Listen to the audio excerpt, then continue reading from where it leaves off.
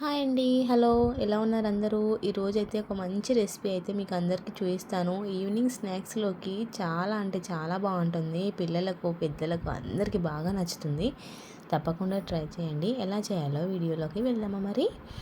Stove on చేసుకొని ఒక కడాయి అయితే పెట్టుకుంటున్నాను. దీంట్లోనే కడాయి వేడైన తర్వాత ఆయిల్ వేసుకుంటున్నాను.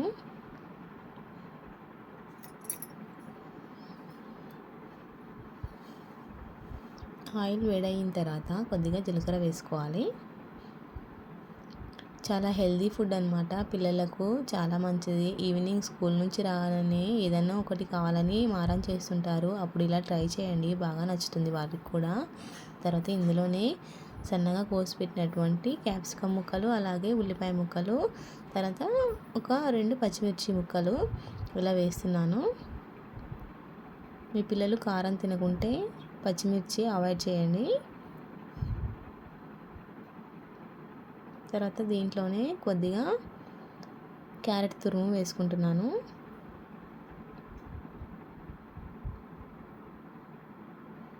ఇవన్నీ కలిసిపోయేలా ఒకసారి కలుపుకోండి. చాలా బాగుంటుంది, ట్రై చేయండి. దీంట్లోనే ఒక స్పూన్ అల్లం వెల్లుల్లి పేస్ట్ వేస్తున్నాను.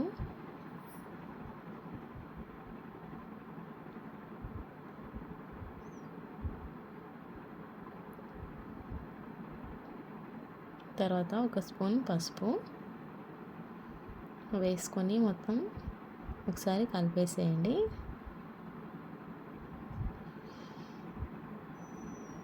తర్వాత దీంట్లోనే కొద్దిగా కొత్తిమీర,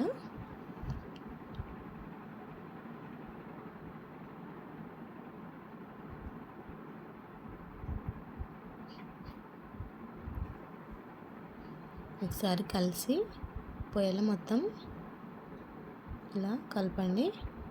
తర్వాత ఎగ్స్ వేసుకుంటున్నాను.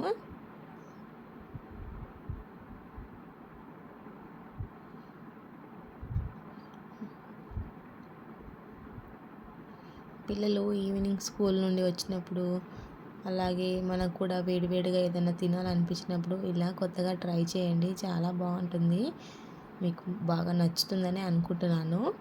చేసిన తర్వాత ఎలా ఉందో కామెంట్ చేయండి. తర్వాత ఎగ్స్ వేసిన తర్వాత వెంటనే కలిపేయకండి, ఎందుకంటే మనకు జిగురుగా ఉండి ముక్కలు ముక్కలు కావన్నమాట.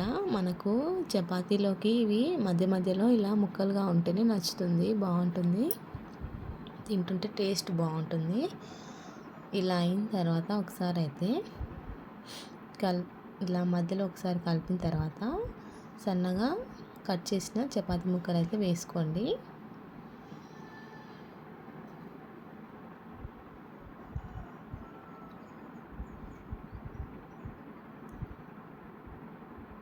తర్వాత రుచికి సరిపడినంత ఉప్పు వేయండి. ఆల్రెడీ చపాతీ చేసేటప్పుడు కొద్దిగా ఉప్పు వేస్తాం కాబట్టి ఉప్పు తక్కువగానే పడుతుంది. తర్వాత ఇందులోనే ఒక స్పూన్ ధనియాల పొడి వేసుకుంటున్నాను. దీంట్లోనే ఒక స్పూన్ కారం వేస్తున్నాను.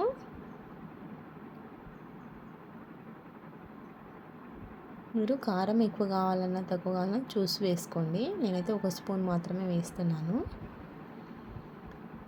పిల్లలకి ఇలా ఏదన్నా డిఫరెంట్గా చేసి పెడితేనే వాళ్ళకు నచ్చుతుంది, మనకు కూడా వాళ్ళు బాగా తింటున్నారని హ్యాపీనెస్ ఉంటుంది కదా. ఏదైనా మనం చేసేది పిల్లల కోసం, మన ఇంట్లో వారి కోసమే కదా. వాళ్ళు బాగా తిన్నప్పుడే మనకు కూడా హ్యాపీగా ఉంటాం. ఇలా డిఫరెంట్గా చేస్తే వాళ్ళకు కూడా ఇంట్లో చేసే వాటికి ఇష్టం చూపుతారు, బయట ఫుడ్ అనేది తినకుండా ఉంటారు. ఇలా ఒకసారి అయితే కలిపేసేయండి మొత్తం. తర్వాత స్టవ్ సిమ్లోనే పెట్టుకోవాలి, అడుగంటి మాడిపోతుంది. సిమ్లో పెట్టుకొని ఒక 2 మినిట్స్ అలా కుక్ కావాలి.